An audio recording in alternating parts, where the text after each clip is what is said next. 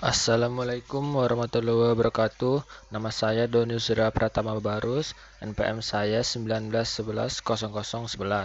Saya dari kelas B Sore Manajemen. Baiklah, langsung saja ke pembahasan. Yang pertama, jelaskan bagaimana perubahan suku bunga dapat mempengaruhi permintaan uang di masyarakat hingga mengakibatkan perubahan terhadap kegiatan ekonomi. Kalau harga uang naik, maka masyarakat enggan meminjam uang ke bank. Nah, kalau harga uang turun, maka jelas masyarakat akan banyak meminjam ke bank. Selanjutnya, yang kedua, jelaskan menurut pendapat Anda apa perbedaan kebijakan tarif barier dengan kebijakan non-tarif barier. Jawab, hambatan tarif adalah pajak atau bea yang dikenakan pada barang yang diperdagangkan ke atau dari luar negeri. Sebaliknya, hambatan non-tarif merupakan hambatan bagi perdagangan internasional selain tarif. Selanjutnya yang ketiga, jelaskan bagaimana instrumen kebijakan ekonomi internasional. Yang pertama, kebijakan perdagangan internasional. Ruang lingkup kebijakan perdagangan internasional meliputi segala tindakan yang dilakukan oleh pemerintah terhadap sebuah rekening yang masih atau sedang berjalan transaksinya dari neraca pembayaran internasional, khususnya hal-hal yang berhubungan dengan kegiatan ekspor dan impor suatu produk, baik barang ataupun jasa. Jenis kebijakan ini seperti kebijakan tarif terhadap impor, bilateral trade agreement, dan masih banyak lainnya. Yang kedua, kebijakan pembayaran internasional.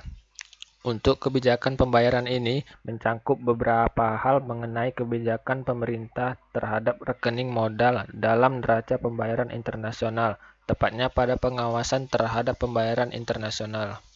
Contoh dari kebijakan ini seperti pengawasan yang dilakukan oleh pemerintah terhadap lalu lintas devisa atau pengawasan terhadap lalu lintas modal jangka panjang. Yang ketiga, kebijakan bantuan luar negeri. Kebijakan bantuan luar negeri merupakan sebuah tindakan atau kebijakan yang dilakukan oleh pemerintah yang berhubungan dengan bantuan, pinjaman, dan lainnya. Bantuan itu berupa bantuan dengan tujuan untuk membantu rehabilitasi serta pembangunan dan bantuan militer kepada negara lain.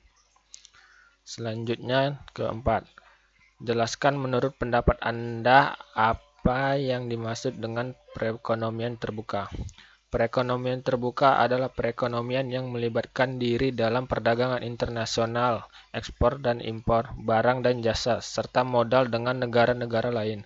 Pada sistem ekonomi yang terbuka, terdapat kemungkinan dari produsen untuk melakukan kegiatan ekspor barang dan produk dagangan dengan tujuan pasar-pasar di negara lain, atau sebaliknya melakukan kegiatan impor atas bahan mentah dan bahan penolong serta mesin atau barang jadi luar negara. Selanjutnya yang kelima, jelaskan menurut pendapat Anda apa faktor yang menjadi penghambat dalam proses pembangunan. Yang pertama, perkembangan penduduk dan tingkat pendidikan yang rendah. Perkembangan penduduk dapat menjadi pendorong maupun penghambat pembangunan. Perkembangan penduduk yang cepat tidak selalu menjadi penghambat dalam pembangunan ekonomi jika penduduk tersebut mempunyai kapasitas untuk menyerap dan menghasilkan produksi yang dihasilkan. Tetapi, bagaimana dengan perkembangan penduduk yang begitu cepat di negara-negara yang sedang berkembang? Nampaknya hal ini belum menjadi modal dasar yang positif. Bahkan jumlah penduduk yang banyak seringkali menjadi penghambat. Kedua, perekonomian yang bersifat dualistik. Perekonomian yang bersifat dualistik merupakan hambatan karena menyebabkan produktivitas berbagai kegiatan produktif sangat rendah dan usaha-usaha untuk mengadakan perubahan sangat terbatas sekali. Yang paling rawan adalah hambatan berupa dualisme sosial dan teknologi yang sangat berpengaruh terhadap mekanisme pasar, sehingga sumber daya yang tersedia digunakan secara efektif dan efisien. Yang ketiga, tingkat pembentukan modal yang rendah. Tingkat pembentukan modal yang rendah merupakan hambatan bagi pembangunan ekonomi. Pembentukan modal di negara-negara yang sedang berkembang merupakan vicious cycle atau lingkaran yang tak berujung pangkal. Produktivitas yang sangat rendah mengakibatkan rendahnya pendapatan real. Pendapatan yang rendah mengakibatkan low saving dan low investment dan rendahnya pembentukan modal. Pendapatan yang rendah mengakibatkan tabungan rendah pula.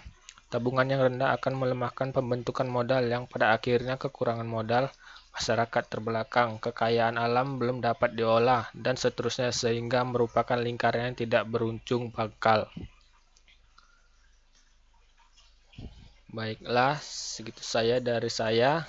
Wassalamualaikum warahmatullahi wabarakatuh.